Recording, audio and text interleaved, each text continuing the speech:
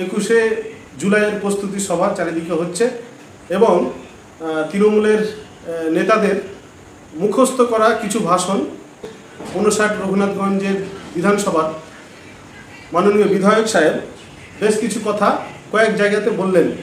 আমি তার কিছু উত্তর দেওয়ার চেষ্টা করছি।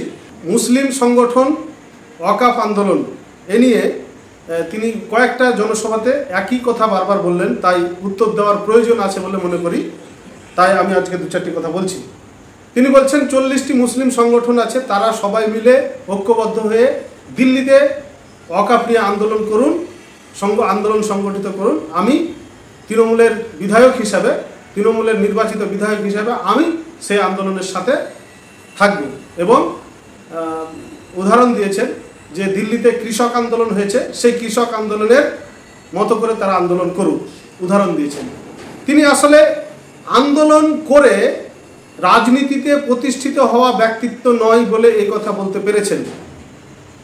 কেননা তিনি এটাও ভালো জানেন যে আমাদের মামাটি মানুষের নেত্রী শ্রীমতী মমতা ব্যানার্জি পশ্চিমবাংলার মাটিতে ওয়াকাফ আন্দোলন যেভাবে টানা বেঁধেছিল, সেই ওয়াকাফ আন্দোলনটাকে অচিরেই তাকে সমূলে মূল উৎপাদন করতে পেরেছেন।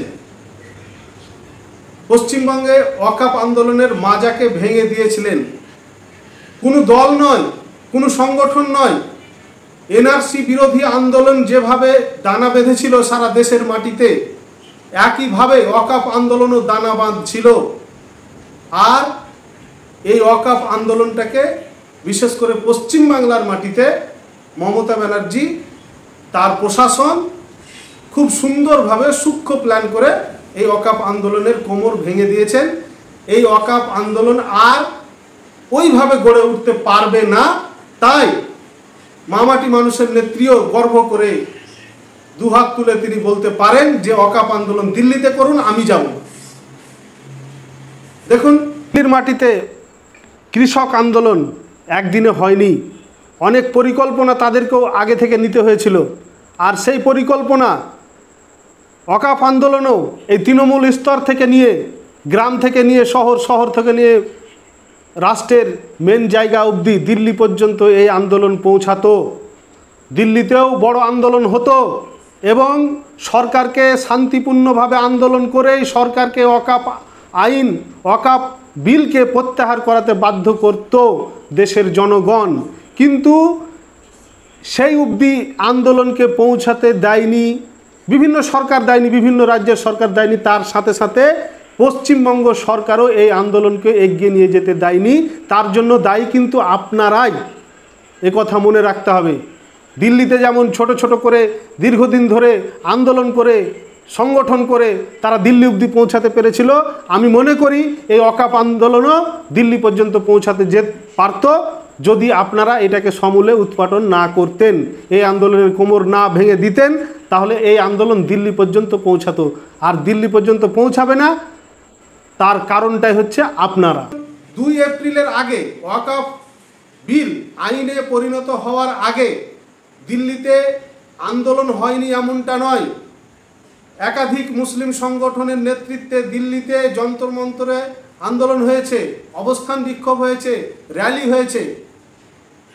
শুধু তাই নয়, তিনি এসডিপিআইয়ের নামও যেহেতু করেছেন সেই জন্য বলছি যে এসডিপিআই এপ্রিল মাসের আগে থেকে, গত 2 বছর থেকে social democratic party of India SDPI ওয়াকাফ আন্দোলন দিল্লি, কেরালা, বম্বে, মহারাষ্ট্র, পশ্চিমবঙ্গ সব জায়গাতে আন্দোলন সংগঠিত করেছে।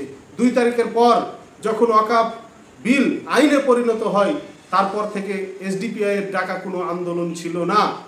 গোটা দেশে মানুষের স্বতঃস্ফূর্ত আন্দোলন, মানুষের জায়গা, ধর্মীয় প্রতিষ্ঠান, মসজিদ, মাদ্রাসা, কবরস্থান, এটা সরকার নিয়ে নেবে, এই বাঁচানোর তাগিদে ভারতবর্ষের মানুষেরা ঐক্যবদ্ধ হয়ে আন্দোলন সংগঠিত করছিলেন। আর বিশেষ করে পশ্চিমবাংলায় আমরা দেখেছি মুসলিম পার্সোনাল ল বোর্ডের ডাকা আন্দোলনকে, যে ব্রিগেড ময়দানে সিদ্ধান্ত হওয়া আন্দোলনকেও দমিয়ে দিতে পেরেছেন এই মামাটি মানুষের সরকার। আর সেই জন্যই আজকে আমাদের বিধায়ক মাননীয় আখরুজ্জামান সাহেব তিনি বলছেন যে আমি মুসলিম দল যদি আন্দোলন সংগঠিত করতে পারে আমি সাথ দেব। আসলে তিনি জানেন ভালো করে, একজন রাজনীতিবিদ জানেন ভালো করে যে এই ওয়াকফ আন্দোলন যেভাবে দানা বেঁধেছিল এটাকে আমরা সমূলে, মানে তৃণমূল নেত্রী এবং তৃণমূল দল সমূলে ধ্বংস করতে পেরেছেন। তাই তিনি সগৌরবে তিনি এই কথা বলতে পারছেন।